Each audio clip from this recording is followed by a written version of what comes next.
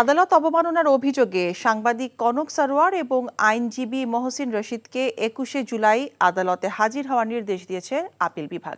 এই সময়ের মধ্যে মহসিন রশিদ সুপ্রিম কোর্টের কোনো বিভাগে প্র্যাকটিস করতে পারবেন না বলেও আদেশ দেওয়া হয়েছে। গত মাসের ২১ তারিখে একটা টক শো আয়োজন করে কনক সারোয়ার এবং সেখানে অ্যাডভোকেট মহসিন রশিদ অতিথি হিসেবে উপস্থিত ছিলেন। সেখানে তারা কন্টেম্পশাস এবং স্ক্যান্ডালাস কিছু বক্তব্য দিয়েছেন বাংলাদেশ জুডিশিয়ারির উপরে। কোর্ট দুইজন কন্টেম্পনারকেই, কনক সারোয়ার এবং অ্যাডভোকেট মহসিন রশিদ দুইজনকেই আগামী ২১ জুলাই সশরীরে কোর্টে উপস্থিত থাকার জন্য বলেছেন। সিদ্ধান্ত লই হেলাইছে বিয়ার কাম সারি হেলাই কি এখন আন্নের লাগো এবারে মাসের 20 দিন থাকুন খাম ফ্রি। আলহামদুলিল্লাহ বিয়া হয়ে গেছে।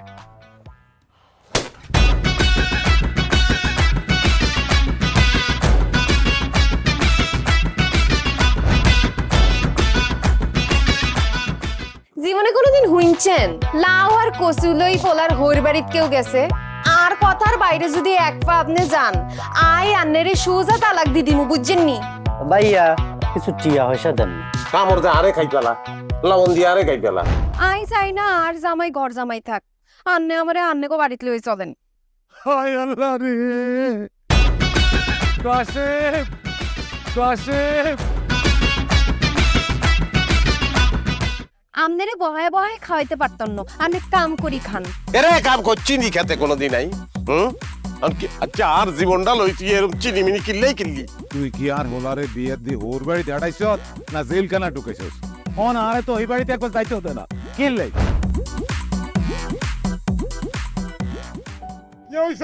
আরে তোর কথা বলতে তো মনে হচ্ছে কোন জ্ঞানে ফিরেন না। আব্বা আরে আব্বা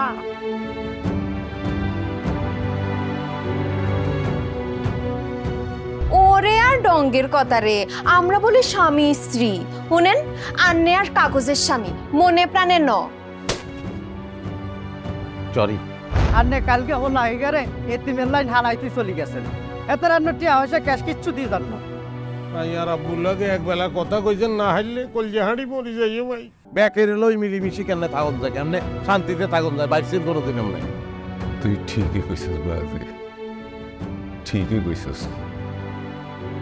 তুই আয়সার লোকে করি আয় আর কোনোদিকে চাইবার সুযোগ হয় না, কোনোদিন ভাবিও না।